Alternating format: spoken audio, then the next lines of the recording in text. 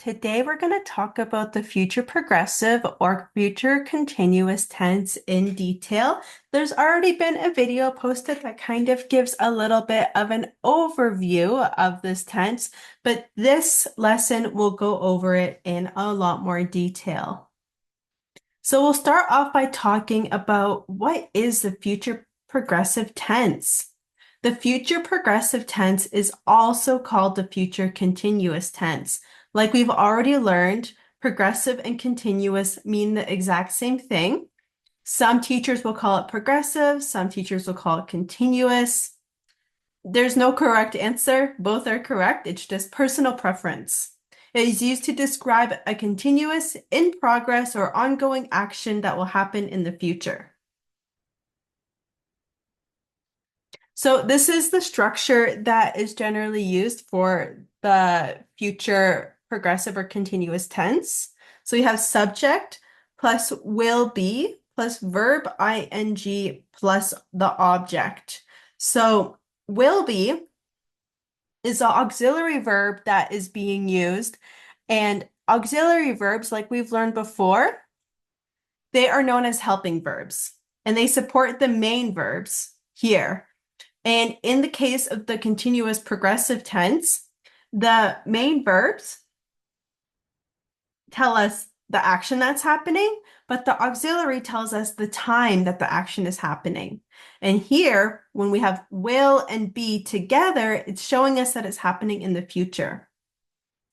The main verb, because it's progressive or continuous, will always have ing on it. It will always be in the progressive form.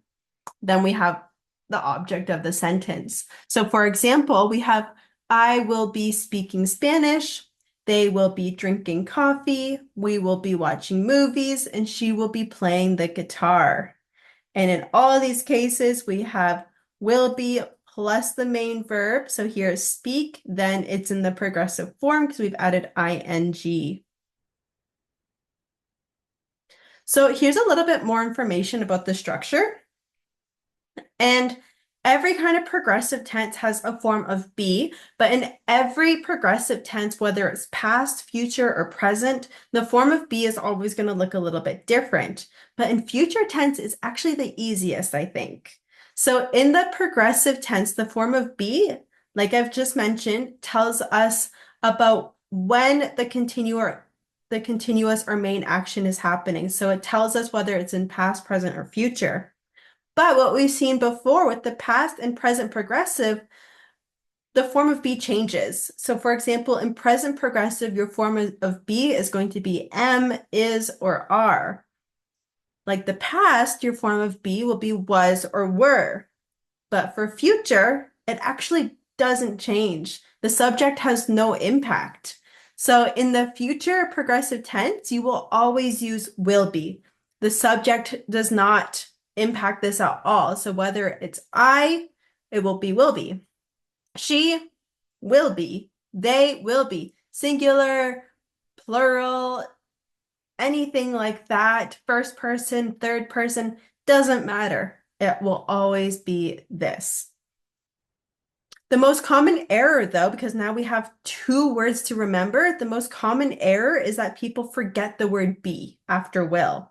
So this is what I've seen in my years of teaching. The most common thing done, I will studying tomorrow. So close, but not correct because we don't have be. So if you look down here, I will be studying tomorrow. And that's the correct form of the structure there. Here's another structure. So this structure is grammatically correct, but it's not common. It's good to know just in case, but I'll explain a little bit about what is a better way to use a structure that's similar to this. So we have the subject, as always, then will be, that's our auxiliary verb like we've talked about before.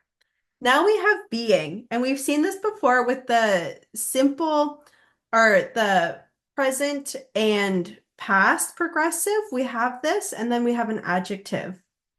And we commonly use this being form when we have an adjective. And again, same thing as present and past.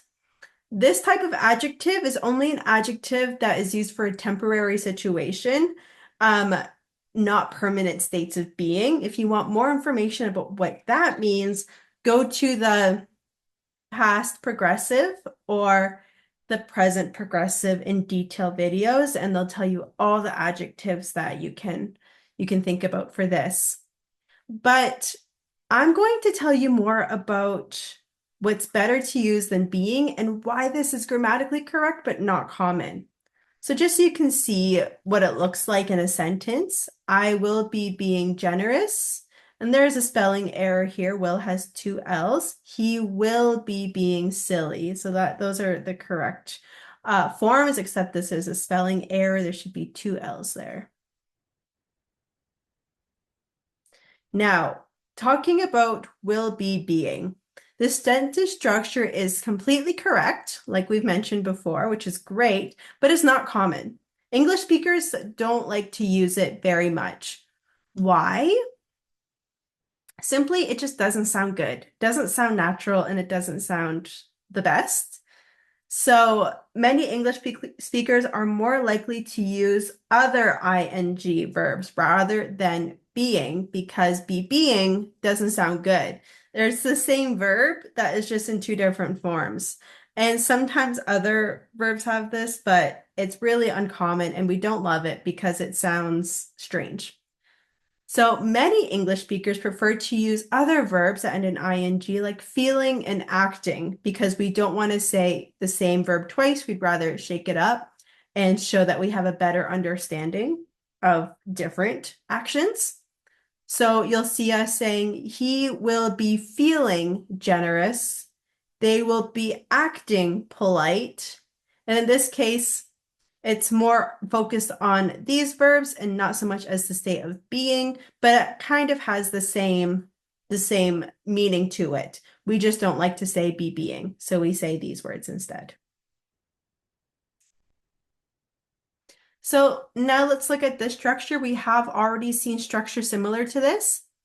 And we've seen this with the present progressive and the past progressive. Now it's the same thing with the future progressive. Subject plus will be, of course, like always. Your verb, your main verb with ing, but the main verb again has to make sense based on context. Then you have to be, which is an infinitive. And you have to keep this infinitive form. You don't change it. So you don't change the word to or be to look like anything else. It has to stay like that. Then you follow with the noun. And the noun is most commonly used to describe a profession or job. So I will be studying to be a teacher. He will be trying to be an actor.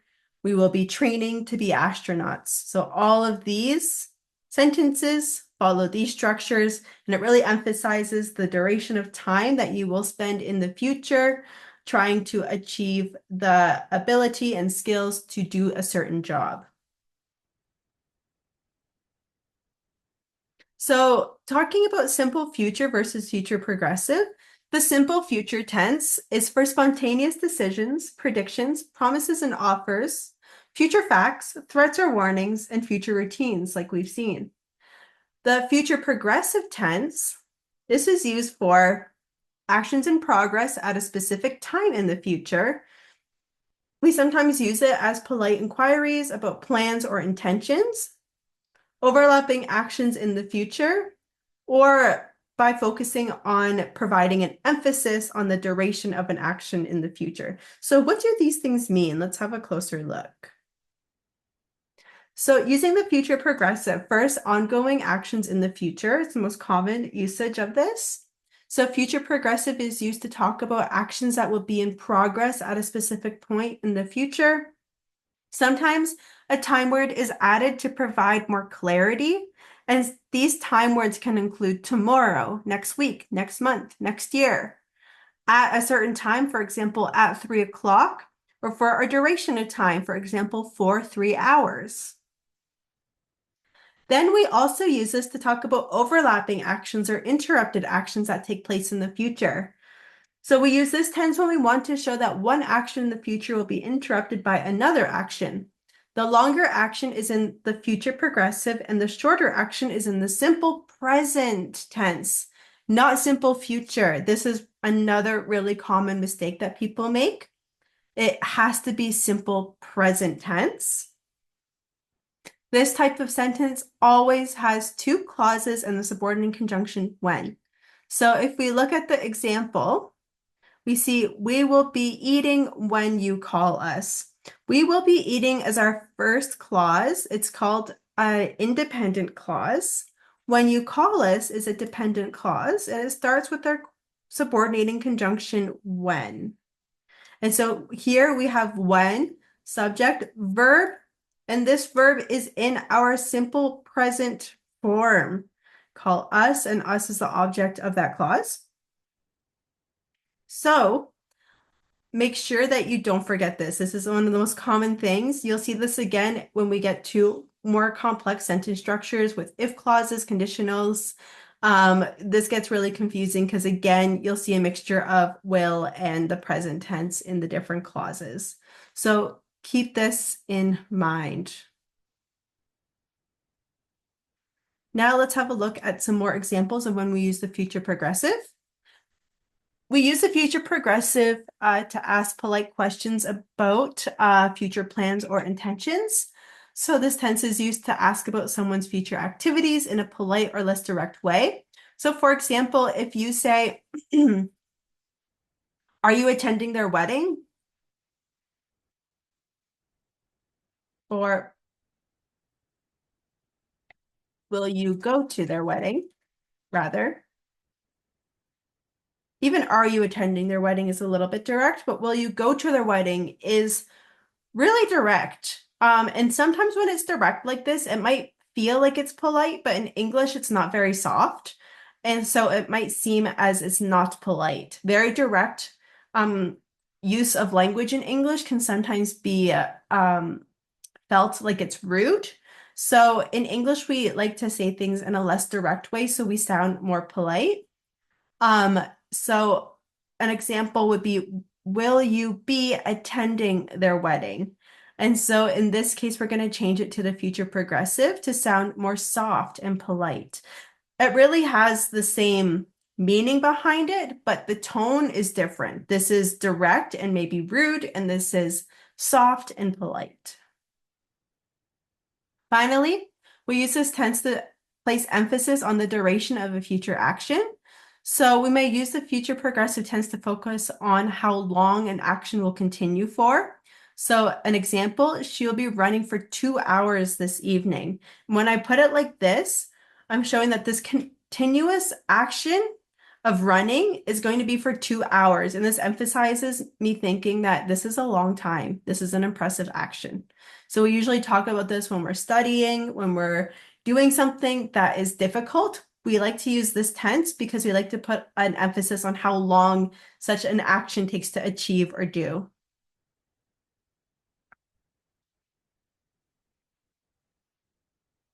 So just to summarize the future progressive tense, this tense is also called the future continuous tense, and it is used to talk about actions that will be ongoing, continuous, or in progress at some point in the future.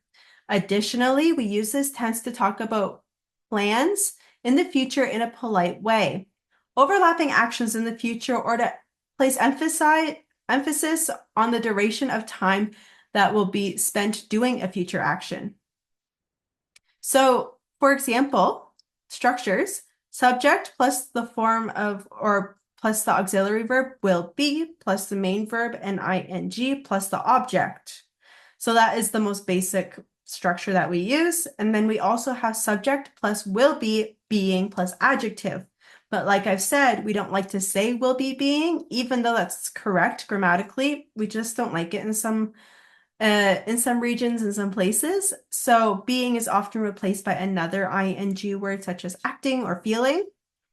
And then we have subject plus will be plus verb ing to be noun. And this is talking about the process to have the skills that will make you qualified for a certain job or position. Now we're going to do a quiz. So fill in the blanks with the correct verb form according to what we've just learned. Okay, so here's the first one. The main verb that we're using is practice piano for 3 hours after school. How are we going to change this verb form to be the future progressive? How will you make it future progressive? Let's see. I will be practicing piano for 3 hours after school. That's what you said. You're correct. Let's do another. She attend university when she is 20 years old. So attend is the main verb that we're using.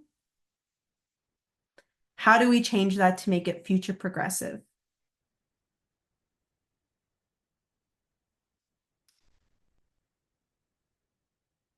She will be attending university when she is 20 years old. So that is the correct form of the sentence. The correct form of the future progressive is there, will be attending. And here is the last example. I work is the main verb that we're using next Friday, so I can't come to the party. Work, how are we going to change that to be future progressive?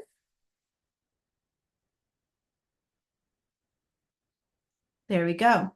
I will be working next Friday, so I can't come to the party. That is the correct form of the verb if we're putting it into future progressive. All right, so besides that, we are all finished for today. Great job. Thank you so much for watching, and keep practicing your English, keep trying your best, and I'll see you next time. Bye.